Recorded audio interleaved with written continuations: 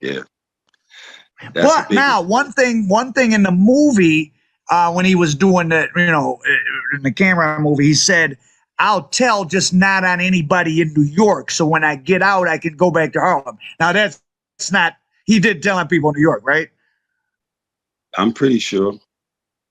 They don't give a fuck about. You can't say to them, "I'm going to tell on them," and I'm not going to tell them now. Well, I mean, no, because the task force was against Wayne Perry and them, and maybe they just wanted them. Yo, you hear me? Say that again. Hello. What? Somebody called. The task force against Wayne and. The task force was against Wayne Perry, I think, that in all the murders in D.C. So maybe if he, once he gave up all those people, they weren't really tripping about people whose names hadn't even come up back in New York, because it was a D.C. federal case. Mm-hmm. It was for events down there. Yeah. So it's possible he didn't necessarily involve anybody from New York. I mean, I don't know. I know of a couple of people who said that their name came up in his shit. He mentioned their names. But did they actually get grabbed in due time? Because a lot of names come up and a lot of stuff that you don't all get indicted. I'm sure me and your name's been mentioned. But that wasn't the premise of your question. Was, did he tell on anybody in New York? Oh, you're right. You're right. Result. Yeah. He mentioned people's names from New York. That's for sure. He definitely mentioned people's names. And if people read Ray's, if they read my third book, Old Gangsters and Young Guns, right, they will see him actually testifying in court in D.C.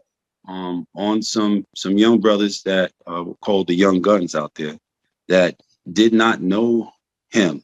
And he didn't know them. Tell us about that. I mean, he was a professional witness. Oh, wow. Professional witness. As an expert in the drug. He'd been in jail. He had been in jail for almost 12 years when he was testifying. So he was what? Just an expert in drug dealing? So tell people about that. That people might not know about that phenomenon. Yeah, like what they did, how they bring somebody, they'll bring a cop in, a seasoned cop, say he's been an agent or something like that in narcotics for 20 years. He's worked on all these cases and stuff like that. So at a certain point, he becomes a professional. He becomes an authority on how these organizations operate, how they work. And so when he says that, say, a statement on a recorded conversation is about drugs and drug transportation or drug manufacturing, some guy calls a woman and the woman says, "Are you going to make tacos tonight?" The kid's address, you can come pick them up. They're ready to go to school.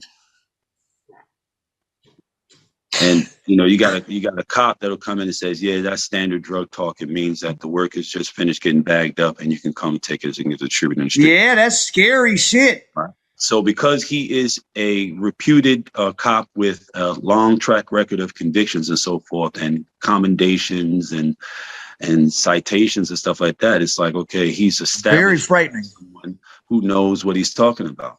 Well, that's when scary. You take that to the next level and put it and make it a person who is a self-proclaimed street person and killer and gangster and all this type of shit. And he starts, he comes in and sits in front of the court and the jury and the prosecutor starts asking, all these questions about, so where are you from? What's your name? Is this something else that people call you? What is that? Like when he asked him what they'll read in Old Gangsters and Young Guns, and the prosecutor asks him to state his name, right? The government's witness, state your name. Then it says, he said his name and he says, well, he's been cooperating since, February of 1992, right? And this is November 2003 that this is happening. And he's in this courtroom testifying against people he never met before. And they ask him, so are you known by some other name? First question, are you known by some other name? They said, yeah. He said, what is that name? He said, Alpo.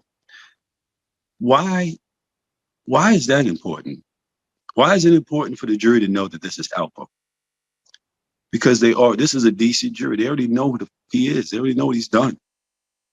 So him showing up in your case in any way is definitely like a bad look. And then he goes on to tell him everything he's ever done. So it's 2003, and Alpo was on a witness stand in D.C. testifying against some young guys called the Young Guns. He's been in custody 10, 11 years at this point. Almost 12 years. And he's just an expert. And they just got taken off the Drugs. street. When I went to the D.C. spot where they were holding the young brother and he gave me the paperwork, he was so confused. He was like, I don't know this old nigga, man. I don't know. Yo, why is this guy in my case? I don't know him. They were completely confused.